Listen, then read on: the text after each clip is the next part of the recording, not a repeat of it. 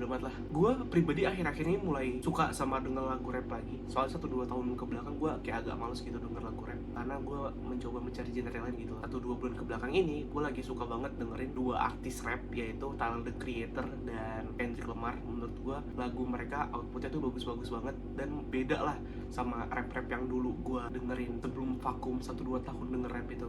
Terus pas lagi enjoy Kendrick Lamar sih waktu itu, gue mencoba mencari live-nya dia. Terus dia live pakai lagu Alright yang bener-bener juga merepresentasikan African American banget. Nah, itu penasaran, Black gitu loh, perjuangan Black. Mereka banyak fansnya dari berbagai macam ras dan warna kulit. Padahal dulu tuh African American sebagai slavery gitu loh di Amerika.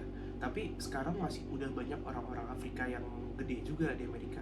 Dan gue pengen tahu kira-kira seberapa besar sih bagian rap dan lagu untuk perkembangan dan racial equality yang lagi diperjuangkan di Amerika untuk para African American ini. Nah, makanya dari itu gue mencari berbagai sumber data di internet dan mencari tahu masa lalu dan stereotypes apa aja yang akan gender equalities ini lewat lagu, terutama rap. Sebelum gue masuk ke inti rapnya itu, gue mau introducing African American itu apa dan gimana mereka bisa sampai di Amerika gitu loh. Jadi African American ini tuh intinya orang-orang Afrika yang punya leluhur orang Afrika yang mostly dulunya dijadiin sebagai budak atau slavery. Dan budak dan slavery ini bisa datang ke Amerika karena antara abad 16 sampai 19 itu kayak jadi banyak penculikan lah di Amerika karena adanya bedaan suku dan persaingan gitulah yang membuat orang-orang yang diculik ini dikirim ke Amerika lewat Samudra Atlantik. Mereka naik namanya ship slave. Pokoknya mereka itu dibawa lewat Samudra Atlantik dengan kejam karena mereka benar-benar kayak diikat, mereka tuh nggak dapet toilet dan lain-lain gitu. Dan selama periode itu orang-orang Afrika ini nggak semuanya selamat, bahkan ada sekitar 2 juta orang Amerika yang meninggal dan nggak sampai ke Amerika. Di perjalanan udah susah nih, mereka pas sampai di Amerika mereka bakal langsung dijual ke orang-orang kulit putih gitu loh, sama white people. Setelah itu mereka dijadiin budak. Parahnya, budak itu dianggap sebagai property ownernya itu bisa melakukan semena-mena kepada budaknya itu. Jadi terserah dia kayak mau diapain itu budak. Terus intinya setelah berjalannya waktu, slavery dihapuskan dari Amerika. Pemicu yang pertama itu ada di Civil War sebenarnya, karena ada kebijakan baru soal slavery. Dan beberapa orang Amerika setuju, beberapa orang Amerika tuh nggak setuju. Disitulah perang. Sampai di abad ke-19, di masa pemerintahannya Abraham Lincoln, tahun 1862, slavery dibebaskan. Dan setelah itu, Amerika sudah memutuskan kalau misalkan slavery itu dilarang, tapi pasti dampak dari perbudakan ini banyak gitu loh. Dan sampai sekarang, stereotip soal perbudakan dan orang African American itu masih banyak. Jujur waktu gue lagi bikin video ini dan cari tahu research gitu loh, kira-kira keadaan orang-orang African American sekarang tuh kayak gimana sih, gue muncul videonya Jubile, mungkin gue bisa taruh di sinilah pokoknya, mempertemukan orang-orang Afrika asli dan orang-orang African American. Menariknya, orang-orang Afrika asli ini pun juga punya masa lalu yang sama-sama naas gitu loh, karena di Afrika dulu juga ada colonization sama seperti Indonesia lah kira-kira. Mereka juga dijajah sama bangsa Eropa. Sedangkan di Amerika, permasalahan mereka tuh ada di slavery. Mereka punya struggle yang berbeda lah. Mereka ternyata punya beberapa kesamaan. Salah satunya adalah police brutality di Afrika juga ada. Jadi polisi-polisi Afrika melakukan serangan brutal lah kepada sesama orang Afrika gitu.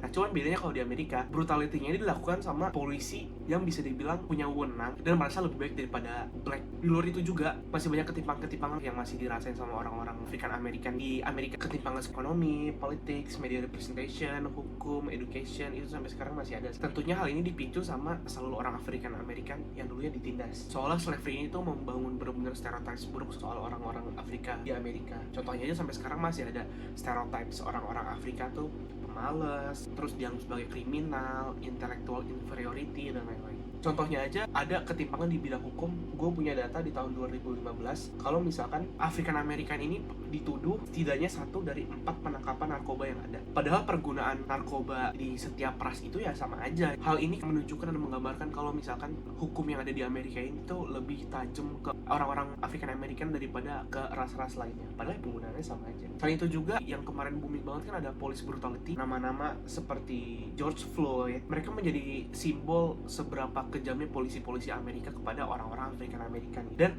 nama-nama itu bisa dibilang jadi sebagai simbol dan pacuan mereka untuk memperjuangkan racial equality buat di Amerika. Udah banyak lah perjuangan-perjuangan yang dilakuin sama orang-orang African American di Amerika. Salah satunya lewat media rap. Rap juga punya bagian dari perjuangan African American. Karena lagu rap sendiri kadang menyinggung isu-isu sosial soal racial equality yang ada di Amerika.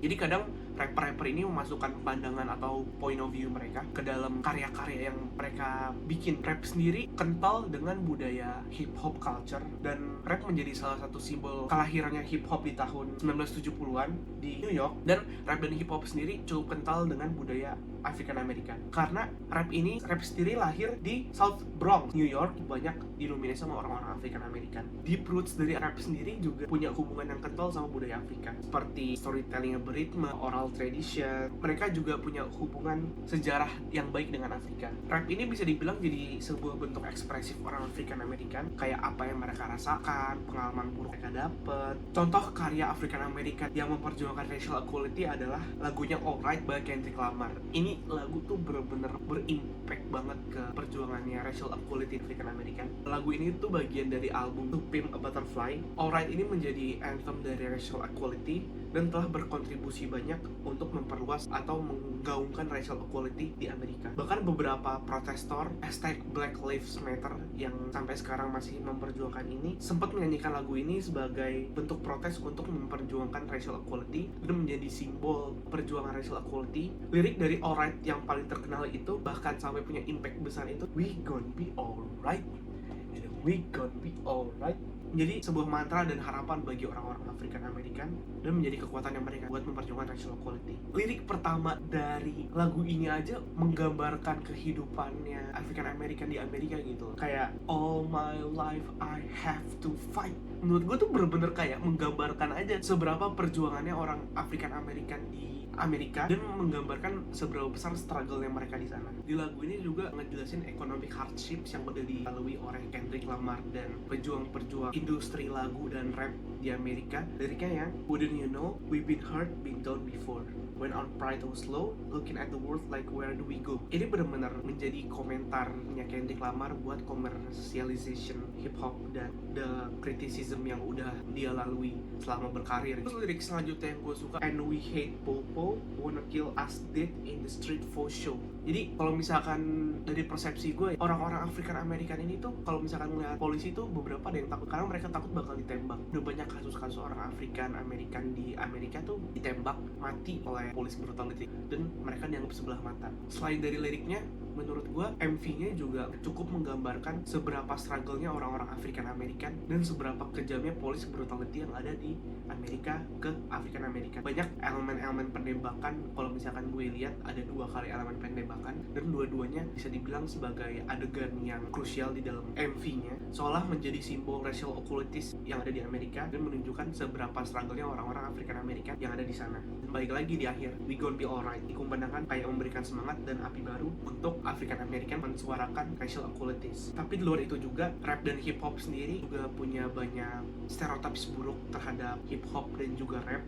dan punya dampak negatif juga. Dan lengketnya hip hop dan black people ini juga membangun persepsi buruk masyarakat seperti violence and criminality, consumerism, attitude yang tidak baik, drug issue, gay culture, bahasa kotor. Gak bisa mengelak kalau emang sebenarnya nggak semua lagu rap itu punya impact dan output yang positif. Kebanyakan lagu rap juga bawa-bawa lirik yang jorok dan berhubungan dengan drug. Hal ini membuat black people semakin terpojok. Tapi ada penelitian yang mendukung nih bahwa pendengar rap dan hip hop ini lebih mengutamakan social activism. Jadi intinya di penelitian itu ngejelasin kalau misalkan para muda-mudi ini dites gitu loh, kira-kira kenapa sih mereka demen denger rap hip hop, apakah karena keburukannya atau kebaikannya, dan kira-kira mereka ini apa yang mereka ambil dari rap gitu. Dan mostly ya isinya rap sebagai empowering daripada kekerasan misoginis. Hal ini cukup menjelaskan bahwa rap udah menjadi media yang kuat dan menjadi lambang dari black people sendiri untuk memperjuangkan hak yang harusnya mereka miliki. Konklusinya adalah, dari banyaknya pengalaman buruk yang udah dialami oleh orang-orang African American ini, mereka di masa lalu sempat ditindas, sempat dijahatin, sempat di slavery, mereka sempat nggak punya hak dan nggak dimanusiakan sebagai manusia, dan mereka juga sempat dianggap sebelah mata, dan bahkan efeknya itu sampai sekarang. Sekarang itu mereka punya media yang kuat banget dan menjadi salah satu suara terbesar mereka buat menyuarakan apa yang seharusnya mereka dapat, yaitu rap dan hip hop culture yang sampai sekarang sudah mendunia.